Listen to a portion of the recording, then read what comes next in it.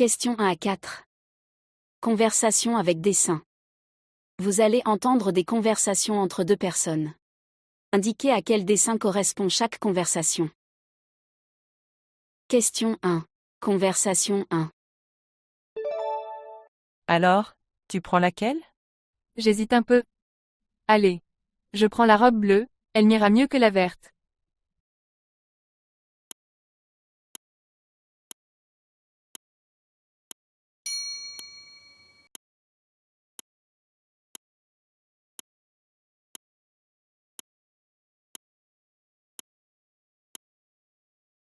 Question 2.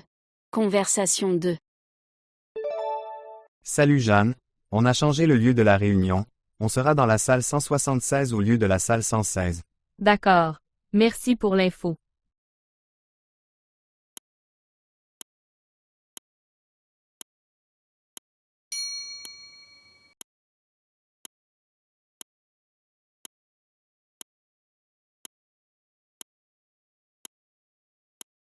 Question 3. Conversation 3. Comment se sont passées tes vacances? Super, je me suis bien reposée. Mais Joël bossait sur son ordi, comme d'hab. Vraiment? Oui, vraiment. Au début, je lui disais de me rejoindre, mais après, je me suis dit, tant pis pour lui, et j'en ai profité au max.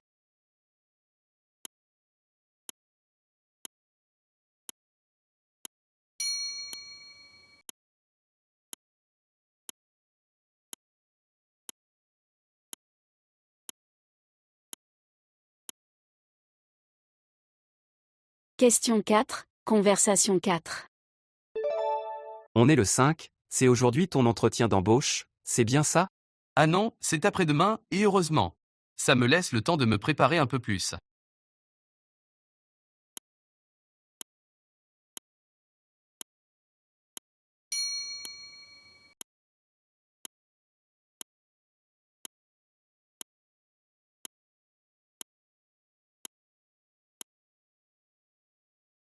Question 5 à 8. Annonce publique. Écoutez l'annonce et répondez à la question.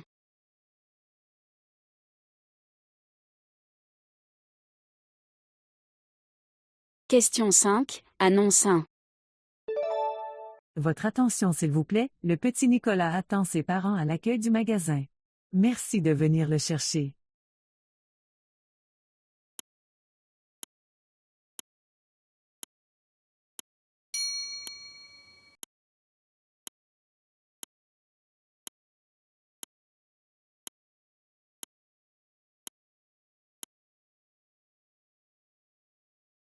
Question 6. Annonce 2. Suite à une panne d'électricité sur la ligne C, le trafic est interrompu. Des bus de remplacement sont à votre disposition. Vous pouvez également prendre les trains des lignes A, B et D. Le trafic de la ligne C devrait reprendre dans 3 heures. Merci de votre compréhension.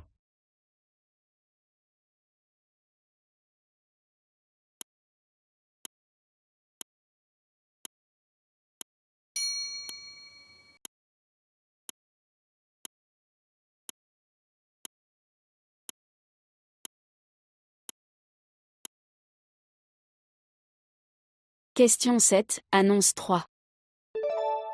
Chère cliente, chers clients, du 5 juillet au 31 août, votre magasin passe aux horaires d'été.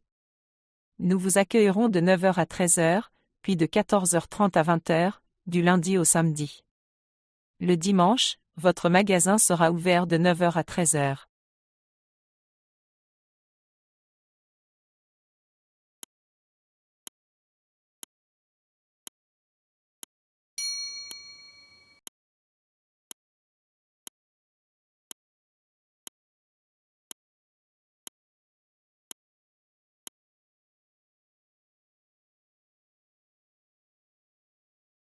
Question 8. Annonce 4.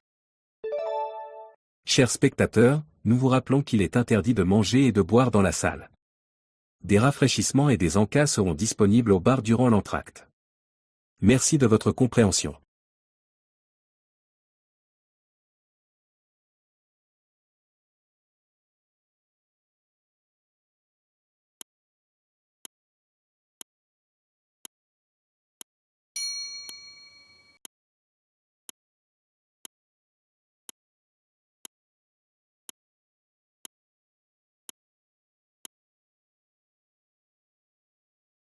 Questions 9 à 14. Message sur répondeur téléphonique. Écoutez le message et répondez à la question. Questions 9 à 14. Message sur répondeur téléphonique. Écoutez le message et répondez à la question. Question 9, message 1. Bonjour Julie, je vais quitter le bureau dans 10 minutes, mais je trouve pas mes clés. Je pense que je les ai oubliées à la maison. Tu peux vérifier s'il te plaît? J'espère que je ne les ai pas perdues dehors. Sinon je sonnerai et tu m'ouvriras. À tout à l'heure.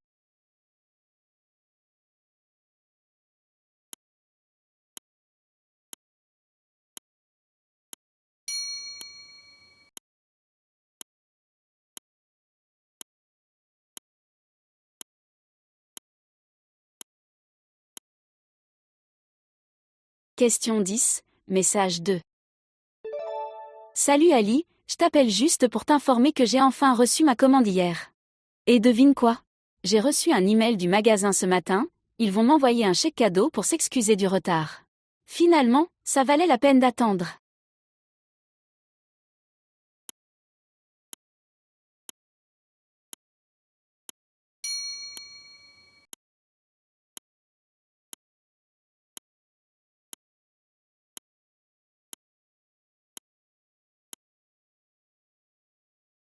Question 11, message 3. Bonjour Jeanne, ici Mario. J'ai bien reçu ta demande de congé, mais j'aimerais savoir si on peut modifier les dates de quelques jours pour que tu sois de retour au bureau le 13 octobre. On a une grosse réunion le 14 avec les clients chinois, et j'aimerais que tu sois là. Rappelle-moi quand tu auras mon message. Merci.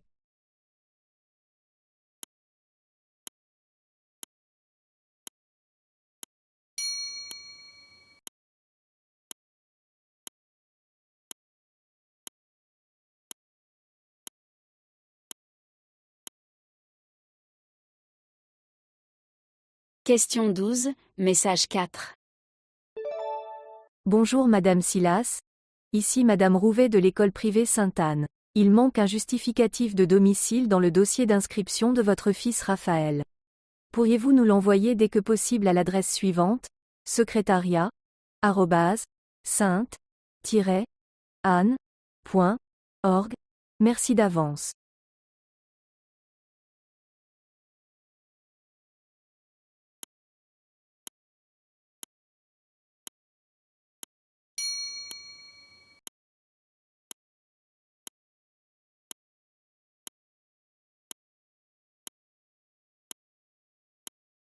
Question 13, message 5. Salut Fatia, j'ai parlé à Julie et elle est d'accord pour garder mon chat pendant mon absence, donc tu n'as plus besoin de le garder. Merci encore de t'être proposé.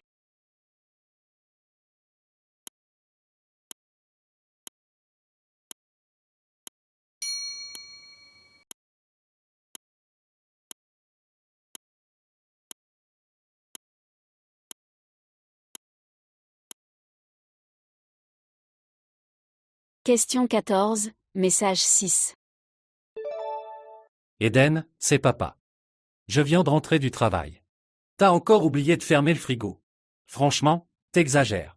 Il est resté ouvert toute la journée.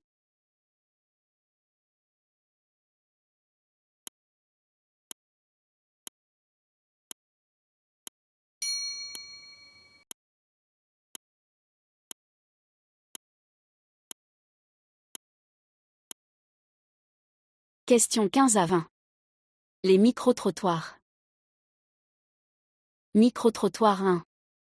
Vous allez entendre 3 personnes répondre à la question suivante. Êtes-vous pour l'interdiction de certaines races de chiens? Indiquez si la personne interrogée est absolument pour. Oui, à certaines conditions. Contre. 15, personne 1. Moi, j'ai un Rottweiler très gentil. Mais je vois bien que certaines personnes ont peur quand je marche avec lui dans la rue, et je comprends pourquoi, c'est à cause des faits divers de molosses qui ont blessé ou tué des gens. Mais si le chien est bien dressé, il n'y aura pas de problème. Donc si la race de mon chien était interdite, je serais vraiment furieux. Le problème, c'est les mauvais maîtres, pas les chiens.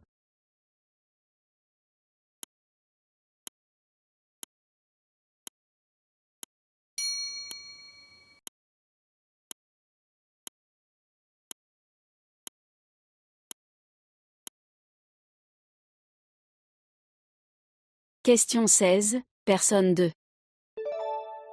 J'habite dans un quartier sensible en banlieue, et franchement, c'est une catastrophe là-bas. Il y a des pitbulls partout. Je ne me suis jamais fait mordre, mais ma voisine si. Ces chiens sont dangereux et leur maître encore plus. Donc moi, je suis pour l'interdiction de ce genre de chien.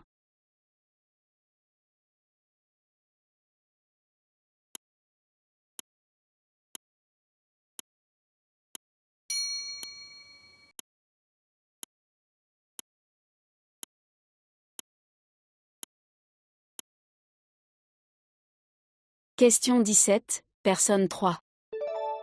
C'est clair qu'il faut réguler tout ça parce qu'aujourd'hui, n'importe qui peut avoir un chien de n'importe quelle race. Alors peut-être qu'on peut interdire, le temps de mettre en place des règles et des lois. Et après, quand tout sera régulé, que les maîtres seront obligés de dresser leurs chiens par exemple, on pourra à nouveau accepter toutes les races de chiens.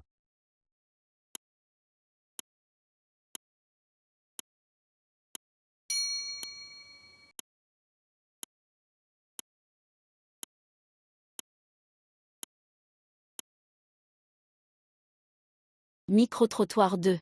Vous allez entendre 3 personnes répondre à la question suivante. Pensez-vous qu'il est important d'interdire l'usage du téléphone portable dans les établissements scolaires? Indiquez si la personne interrogée pense que c'est très important. Pense que c'est important mais pas primordial. N'a pas d'avis sur la question. Question 18, personne 1. Ma fille a un téléphone portable et elle l'emmène au collège. Si j'apprenais qu'elle l'utilisait en classe ou même dans la cour de récré, je lui confisquerais son portable sur le champ. L'école c'est fait pour étudier, pas pour téléphoner ou regarder TikTok. Donc c'est primordial qu'on ait des règles claires pour éviter que les enfants les utilisent dans les établissements.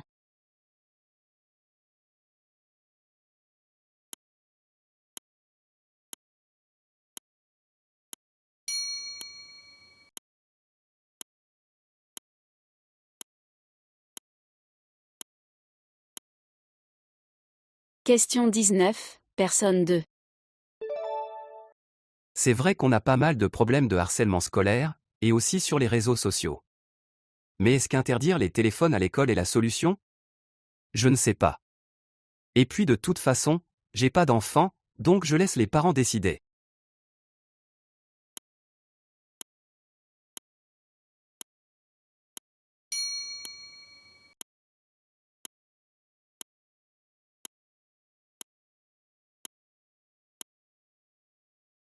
Question 20, personne 3. Je crois que les téléphones font partie intégrante de notre vie, qu'on le veuille ou non. Interdire les téléphones à l'école, au collège ou au lycée, c'est important et c'est la chose à faire dans la plupart des établissements. Mais selon moi, la vraie priorité, c'est l'éducation aux médias et aux réseaux sociaux. Sans ça, interdire les téléphones ne sert à rien.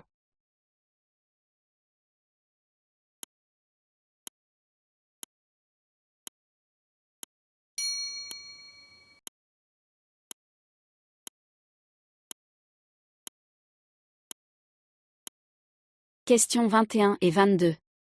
Chronique. Écoutez la chronique et répondez à la question. Question 21, chronique 1. Et si vous pouviez voyager, le temps d'un repas? C'est ce que vous propose le Festival Cuisine du Monde, qui a lieu tous les ans à Paris. Pendant un week-end, les visiteurs goûtent des plats du monde entier, cuisinés par des chefs renommés français et étrangers, ainsi que des membres d'associations culinaires. Ce festival, créé par une association de quartier il y a 10 ans, a pris une ampleur spectaculaire. Mais il reste toujours à la fois convivial et ouvert sur le monde et les autres. Ce qui avait commencé comme un projet de quartier s'est transformé en un rendez-vous incontournable, mêlant cuisine étoilée et action sociale. Comme l'année dernière, les membres d'associations culinaires de quartier côtoient des chefs étoilés venus des 4 coins du monde, et de France bien sûr. Un voyage assuré pour les papilles.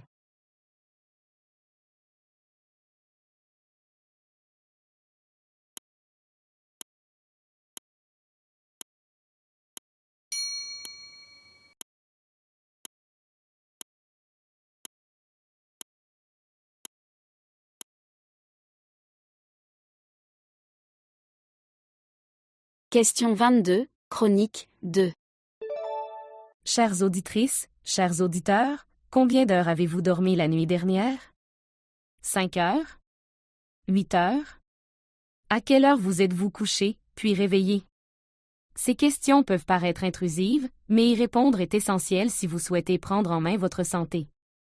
Donc, si vous dormez peu la nuit parce que vous regardez vos écrans ou que vous travaillez sur vos dossiers jusqu'à pas d'heure, les informations qui vont suivre vont peut-être vous faire changer. En effet, des études ont montré que le manque de sommeil a des effets très graves sur la santé, entre autres, augmentation des risques de maladies cardiaques et neurodégénératives, de cancer et d'obésité. De plus, le manque de sommeil affecte les capacités cognitives. Ainsi on est moins vigilant, on a du mal à se concentrer et à penser de façon logique quand on manque de sommeil. Et si on prend le volant dans ces conditions, on devient un danger pour soi et pour les autres. Un dernier fait. Des études ont montré que le manque de sommeil accélère le vieillissement des cellules, y compris celles de la peau. Peut-être que cette dernière information vous motivera à dormir plus la nuit? En tout cas, je l'espère. À bientôt pour une nouvelle chronique santé.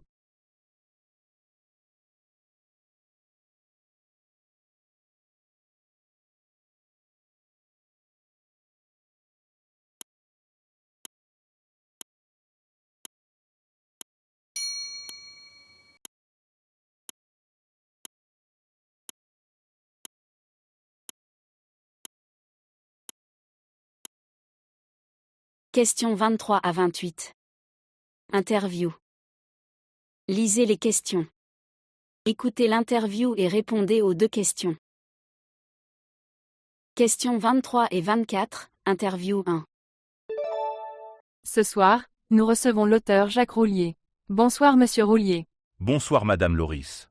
Vous êtes l'auteur de l'essai « Tous accros aux écrans » dans lequel vous parlez de la dépendance au téléphone portable, aux ordinateurs et aux réseaux sociaux. Ma première question est la suivante. Peut-on vraiment parler de dépendance? Un écran, ce n'est pas une cigarette ou de la drogue, alors pourquoi ce titre?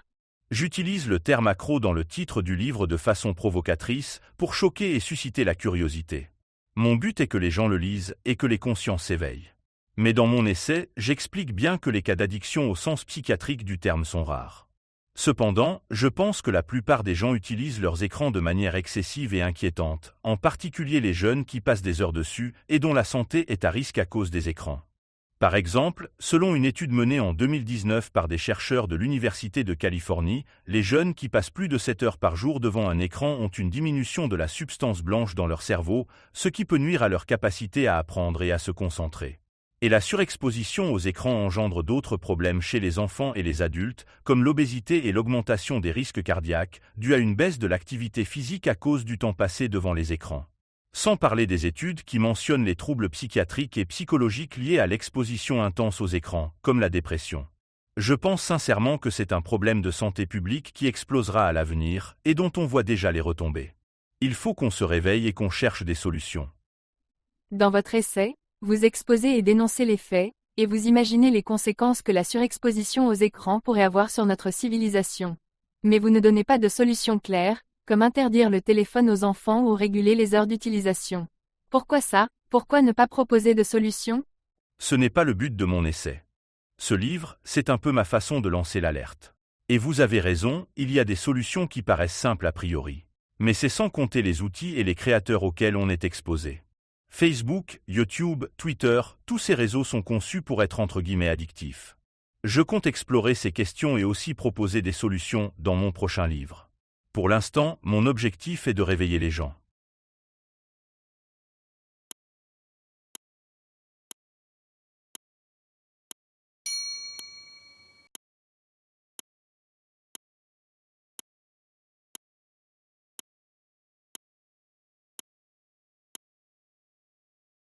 Questions 23 et 24, interview 1. Ce soir, nous recevons l'auteur Jacques Roulier. Bonsoir Monsieur Roulier. Bonsoir Madame Loris. Vous êtes l'auteur de l'essai « Tous accros aux écrans » dans lequel vous parlez de la dépendance au téléphone portable, aux ordinateurs et aux réseaux sociaux. Ma première question est la suivante. Peut-on vraiment parler de dépendance? Un écran, ce n'est pas une cigarette ou de la drogue, alors pourquoi ce titre? J'utilise le terme accro dans le titre du livre de façon provocatrice pour choquer et susciter la curiosité. Mon but est que les gens le lisent et que les consciences s'éveillent. Mais dans mon essai, j'explique bien que les cas d'addiction au sens psychiatrique du terme sont rares. Cependant, je pense que la plupart des gens utilisent leurs écrans de manière excessive et inquiétante, en particulier les jeunes qui passent des heures dessus et dont la santé est à risque à cause des écrans. Par exemple, selon une étude menée en 2019 par des chercheurs de l'Université de Californie, les jeunes qui passent plus de 7 heures par jour devant un écran ont une diminution de la substance blanche dans leur cerveau, ce qui peut nuire à leur capacité à apprendre et à se concentrer.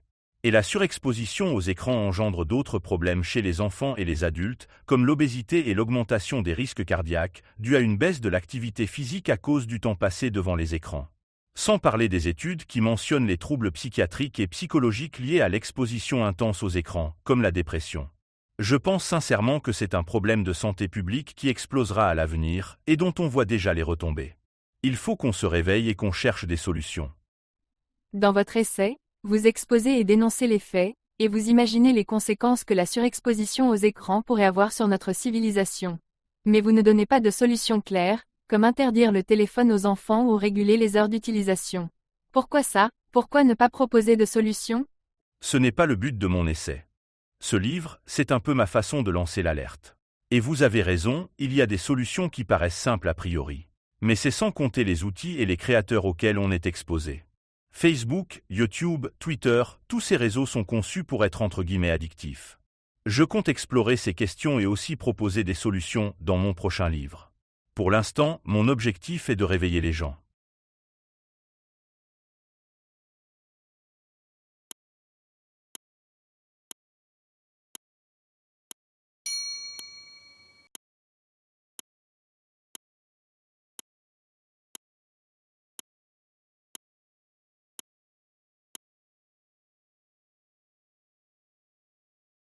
Questions 25 et 26, interview 2. Le Canada fait-il toujours rêver, ou est-ce que le reste du monde devient de plus en plus cauchemardesque? C'est la question qu'on pose aujourd'hui à Matteo Gardia, journaliste spécialiste de l'immigration en Amérique du Nord. Monsieur Gardia, bonsoir et merci d'être avec nous ce soir. Bonsoir, et merci de me recevoir. Alors, peut-on parler d'une crise de l'immigration au Canada? C'est vrai que le nombre de demandes d'immigration dans le cadre des programmes d'immigration gouvernementaux augmente depuis plusieurs années. Pour ce qui est des demandes d'asile, elles ont explosé de 56% en un an. Depuis des siècles, le Canada est passé de colonie à terre d'accueil pour les migrants. Je précise que j'emploie le terme « colonie » parce que, rappelons-le, les Autochtones vivaient sur ces terres bien avant les Français puis les Britanniques. Ces dernières décennies, le pays a dû faire face à des défis importants, notamment en matière de logement et d'accès aux soins. Donc bien que le Canada ait besoin de migrants, et qu'il adopte une politique d'immigration volontaire et contrôlée, la gestion de cet afflux de population reste difficile. Ajoutez à ça l'arrivée de nombreux demandeurs d'asile, et ça complique encore plus les choses. En 2023, 5 millions de personnes ont fait une demande d'immigration au Canada. Clairement, le Canada attire du monde, mais est-ce que le pays en accueille trop? Parce que, selon un sondage, 44% des Canadiens pensent que oui, c'est trop. La réalité, c'est que le pays est vieillissant et qu'il a besoin de main-d'œuvre qualifiée. Dans ces conditions, je pense que l'immigration n'est pas une option, c'est une nécessité. C'est pourquoi le gouvernement canadien souhaite accueillir 500 000 immigrants d'ici 2025 pour régler ces problèmes. Mais les réticences de certains citoyens, y compris de certains politiques, sont compréhensibles. Comme je l'ai dit plus tôt, le manque de logement et les difficultés d'accès aux soins de santé sont des réalités quotidiennes pour les Canadiens. C'est donc logique que certains questionnent la capacité d'accueil du pays et souhaitent restreindre le nombre d'arrivants.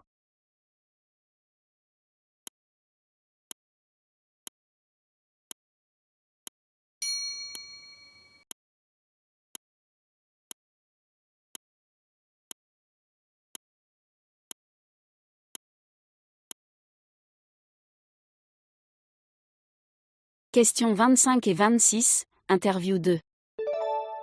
Le Canada fait-il toujours rêver, ou est-ce que le reste du monde devient de plus en plus cauchemardesque? C'est la question qu'on pose aujourd'hui à Matteo Gardia, journaliste spécialiste de l'immigration en Amérique du Nord. Monsieur Gardia, bonsoir et merci d'être avec nous ce soir. Bonsoir, et merci de me recevoir. Alors, peut-on parler d'une crise de l'immigration au Canada? C'est vrai que le nombre de demandes d'immigration dans le cadre des programmes d'immigration gouvernementaux augmente depuis plusieurs années. Pour ce qui est des demandes d'asile, elles ont explosé de 56% en un an. Depuis des siècles, le Canada est passé de colonie à terre d'accueil pour les migrants. Je précise que j'emploie le terme « colonie » parce que, rappelons-le, les Autochtones vivaient sur ces terres bien avant les Français puis les Britanniques. Ces dernières décennies, le pays a dû faire face à des défis importants, notamment en matière de logement et d'accès aux soins. Donc bien que le Canada ait besoin de migrants, et qu'il adopte une politique d'immigration volontaire et contrôlée, la gestion de cet afflux de population reste difficile.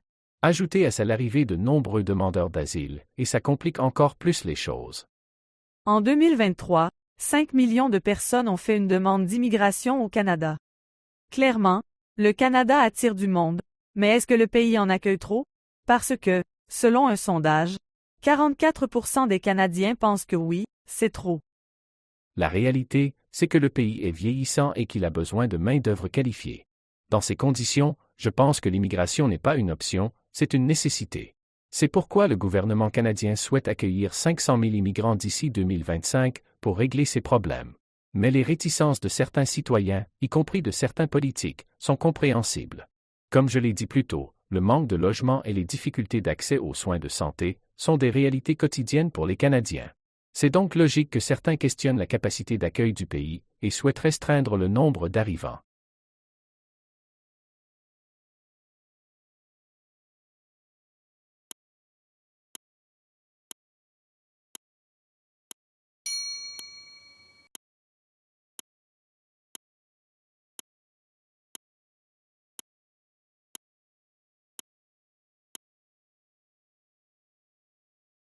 Questions 27 et 28, interview 3.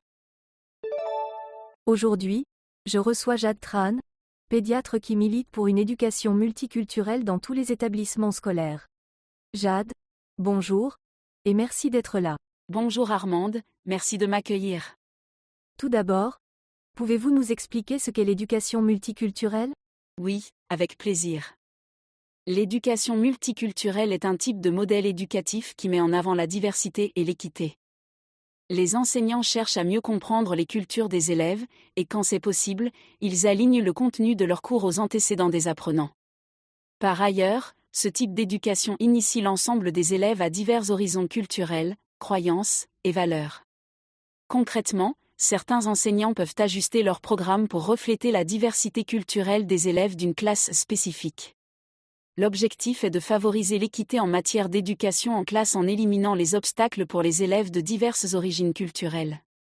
Mais l'éducation multiculturelle s'applique dans diverses sphères, comme la sphère familiale par exemple. Merci de le préciser.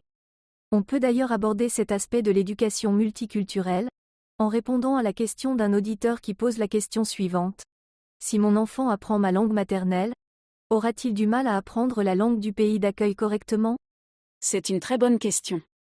Si vous avez immigré avec vos enfants, ou si vos enfants sont nés dans le pays d'accueil, je vous recommande fortement de leur parler dans votre langue maternelle.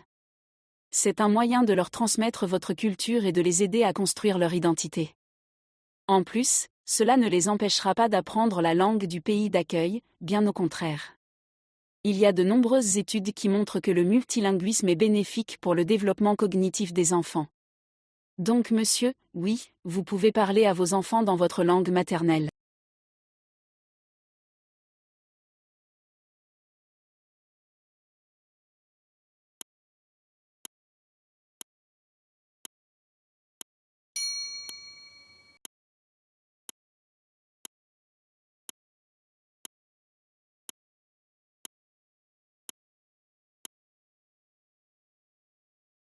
Questions 27 et 28, interview 3. Aujourd'hui, je reçois Jade Tran, pédiatre qui milite pour une éducation multiculturelle dans tous les établissements scolaires. Jade, bonjour, et merci d'être là. Bonjour Armande, merci de m'accueillir. Tout d'abord, pouvez-vous nous expliquer ce qu'est l'éducation multiculturelle? Oui, avec plaisir.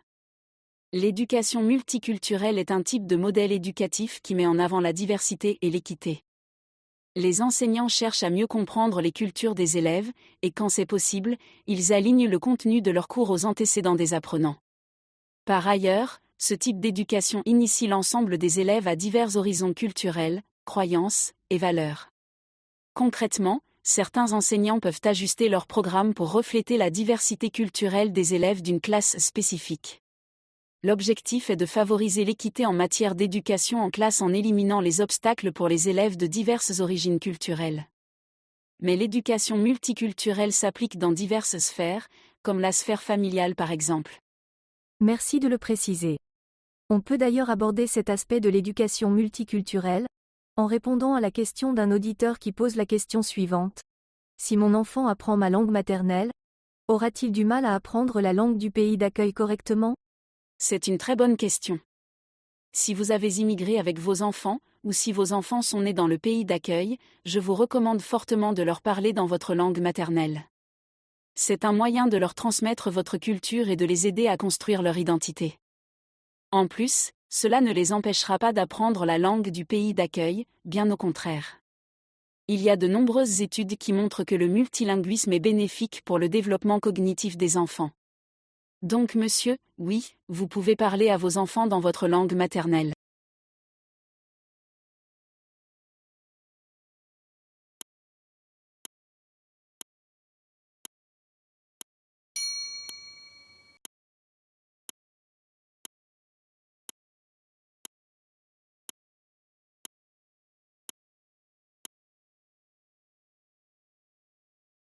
Questions 29 et 30.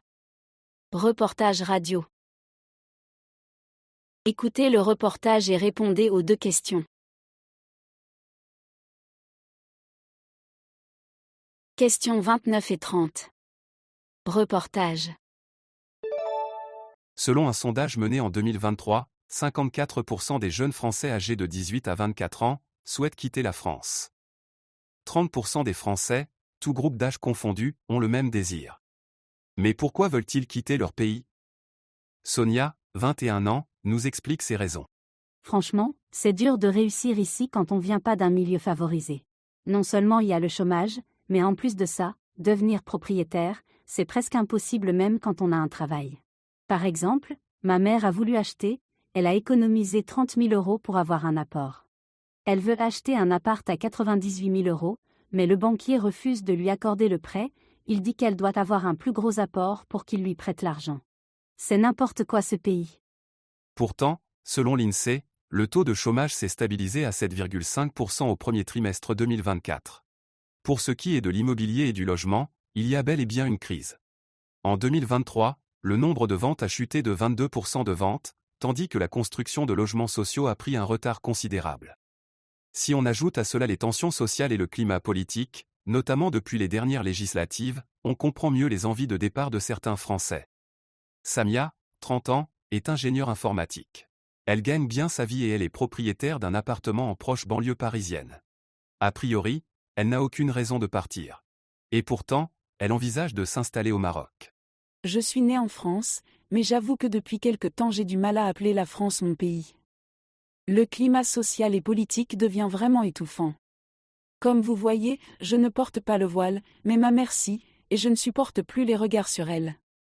Et c'est pareil dans les médias, tous les discours et les propos souvent racistes selon moi, c'est vraiment insupportable. Donc honnêtement, partir, j'y pense beaucoup. Le crédit de mon appartement est payé, je peux le vendre sans regret. Et en plus dans mon secteur, travailler à l'étranger n'est pas difficile, et puis je peux travailler à distance. Comme Samia, plusieurs Français musulmans ont quitté ou envisagent de quitter la France. Et selon une enquête, la majorité d'entre eux sont hautement diplômés et qualifiés. Une perte pour la France, mais cette tendance ne semble pas s'estomper. Marc Gariglio, Radio Bleue.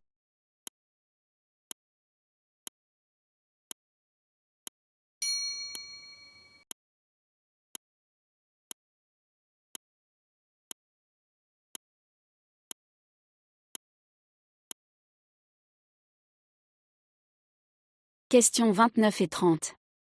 Reportage radio. Écoutez le reportage et répondez aux deux questions. Questions 29 et 30. Reportage. Selon un sondage mené en 2023, 54% des jeunes Français âgés de 18 à 24 ans souhaitent quitter la France. 30% des Français, tous groupes d'âge confondus, ont le même désir. Mais pourquoi veulent-ils quitter leur pays? Sonia, 21 ans, nous explique ses raisons. Franchement, c'est dur de réussir ici quand on vient pas d'un milieu favorisé. Non seulement il y a le chômage, mais en plus de ça, devenir propriétaire, c'est presque impossible même quand on a un travail. Par exemple, ma mère a voulu acheter, elle a économisé 30 000 € pour avoir un apport. Elle veut acheter un appart à 98 000 €, mais le banquier refuse de lui accorder le prêt, il dit qu'elle doit avoir un plus gros apport pour qu'il lui prête l'argent.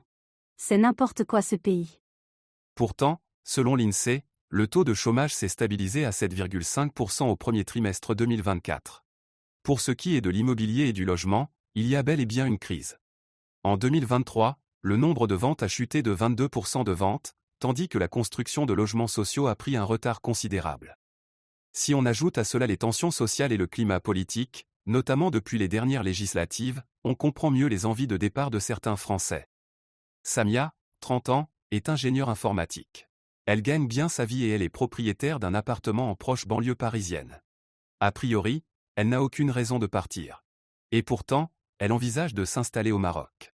Je suis née en France, mais j'avoue que depuis quelque temps j'ai du mal à appeler la France mon pays. Le climat social et politique devient vraiment étouffant. Comme vous voyez, je ne porte pas le voile, mais ma mère si, et je ne supporte plus les regards sur elle. Et c'est pareil dans les médias, tous les discours et les propos souvent racistes selon moi, c'est vraiment insupportable. Donc honnêtement, partir, j'y pense beaucoup. Le crédit de mon appartement est payé, je peux le vendre sans regret. Et en plus dans mon secteur, travailler à l'étranger n'est pas difficile, et puis je peux travailler à distance.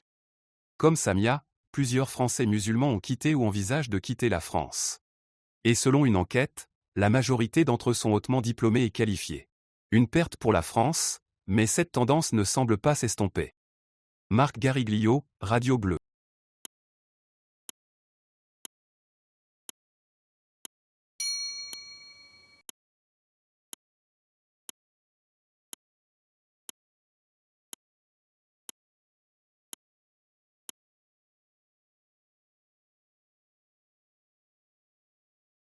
Questions 31 à 40. Documents divers.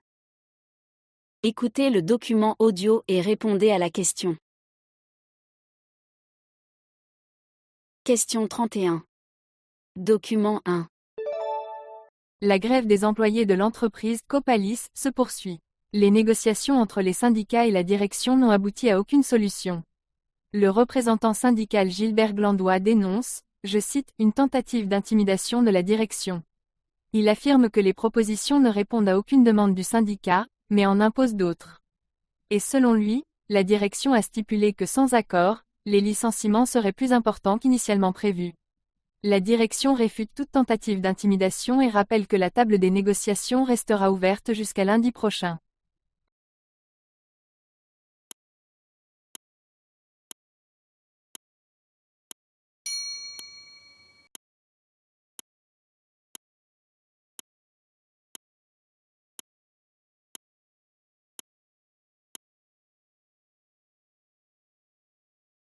Question 32. Document 2. Et maintenant, une belle histoire sportive et humaine. Jeudi 29 août 2024, l'athlète Zakia Kudadadi a remporté la première médaille de l'histoire de l'équipe paralympique des réfugiés. D'origine afghane, la jeune femme vit en France depuis 2021, après avoir fui son pays d'origine. Zakia Kudadadi se dit très fière d'avoir mis en lumière le para-taekwondo et l'ensemble des réfugiés. Elle dédie sa victoire aux femmes afghanes et à tous les réfugiés.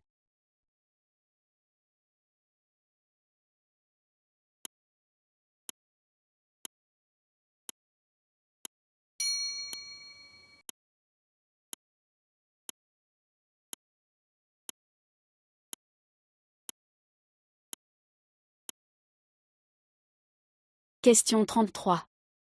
Document 3. Chers membres de l'association du quartier Saint-Louis, et chers visiteurs, merci d'être présents à cette réunion. Ce soir, l'objectif est de présenter le calendrier des actions et activités du dernier trimestre. Je vais faire la première partie de la présentation, puis Loana prendra le relais. Ensuite, Il y aura un moment de questions-réponses et j'encourage aussi bien les adhérents que les visiteurs à poser des questions. Après les échanges, les visiteurs et habitants du quartier qui souhaitent s'inscrire à l'association pourront venir me voir. Et voici le meilleur pour la fin. On va socialiser autour d'un verre et de petits plats cuisinés par Yvette, Johanna et Paula. Je vous rappelle qu'Yvette et Paula sont des cordons bleus et que Johanna est chef étoilé, donc ne ratez pas les dégustations.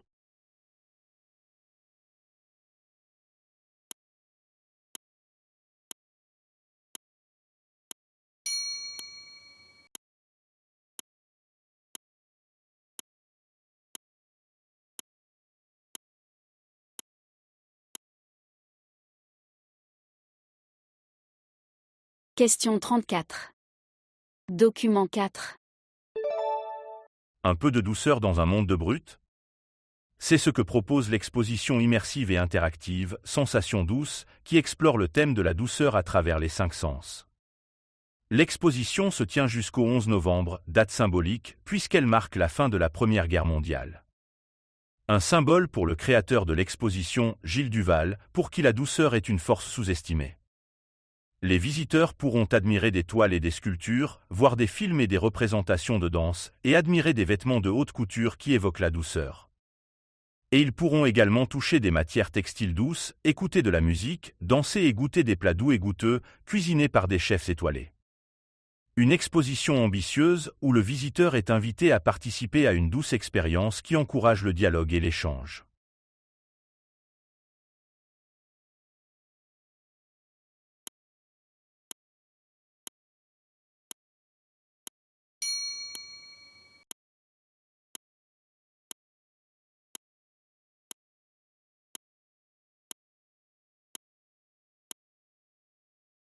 Question 35.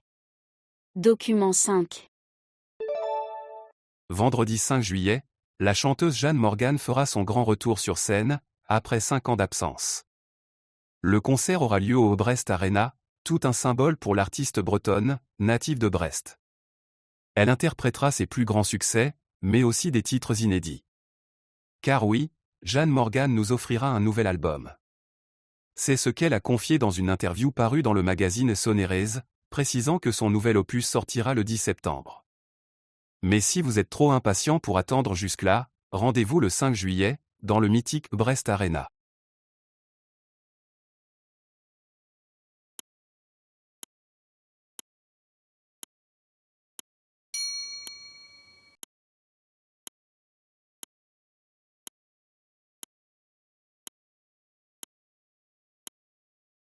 Question 36.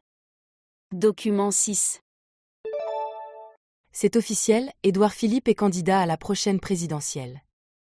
L'ex-premier ministre sous Macron, de 2017 à 2020, a annoncé aujourd'hui qu'il entre dans la course, et ce n'est pas une surprise. Cependant, une question se pose, pourquoi aujourd'hui ? En effet, à ce jour, le président Macron n'a toujours pas nommé de nouveau Premier ministre, suite aux législatives. Certains pensent qu'Édouard Philippe y a vu le moment opportun pour braquer la lumière sur lui. Encore nommé personnalité politique préférée des Français l'année dernière, selon un sondage IFOP, il est à présent devancé par Gabriel Attal. Dans ce contexte, faire parler de lui en pleine crise gouvernementale est certainement un coup politique. Si oui, on peut dire qu'il est réussi.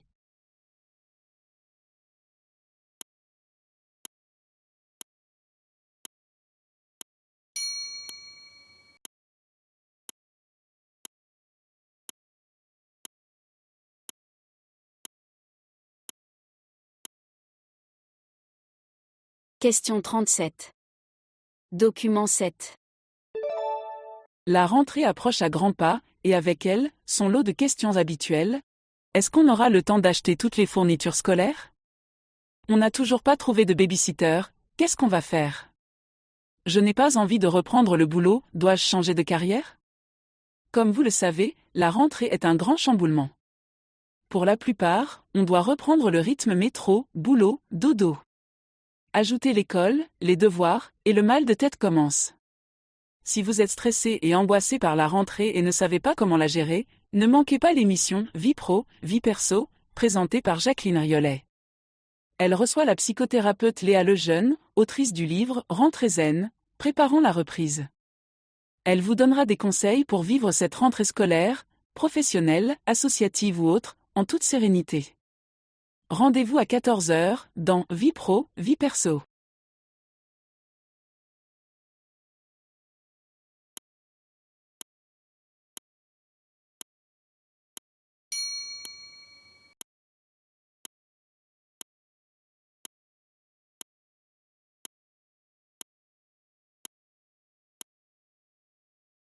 Question 38. Document 8. Peut-on éviter le sucre? D'après les associations de défense des consommateurs, y parvenir est un chemin de croix. Et pour cause. Le sucre semble être ajouté partout. Dans le pain, dans les sauces, dans les boîtes de conserve, dans les plats surgelés. Les fabricants disent l'utiliser comme exhausteur de goût et comme conservateur. Mais les associations et plusieurs professionnels de santé dénoncent cela, arguant que des alternatives plus saines existent. Pour eux, la réelle raison de l'utilisation du sucre est son pouvoir addictif. Or, on connaît aujourd'hui les effets désastreux de la consommation de sucre ajouté sur la santé. En attendant une régulation plus forte de l'industrie agroalimentaire, une association a listé des produits contenant peu ou pas de sucre. Et plusieurs d'entre elles ainsi que des professionnels de santé, ont signé une tribune pour dénoncer la situation.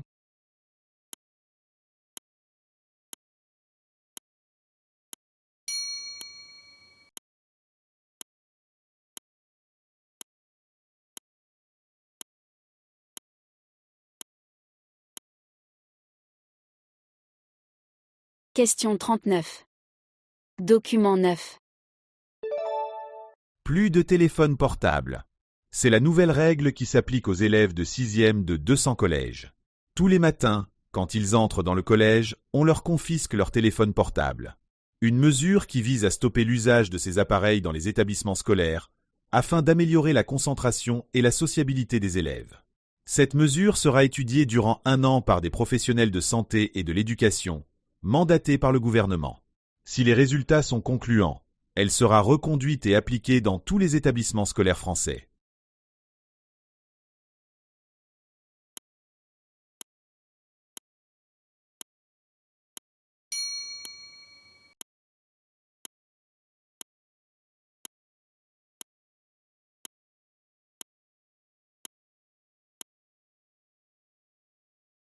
Question 40.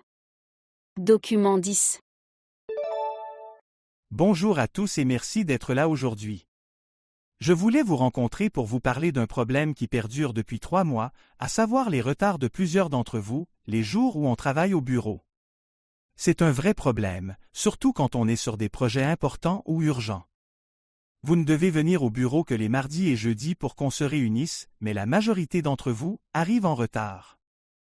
Rappelez-vous qu'on a mis en place le télétravail suite à vos demandes, mais si les retards persistent quand on doit se retrouver ici, eh bien la direction n'aura plus d'autre choix que de revenir au travail en présentiel tous les jours.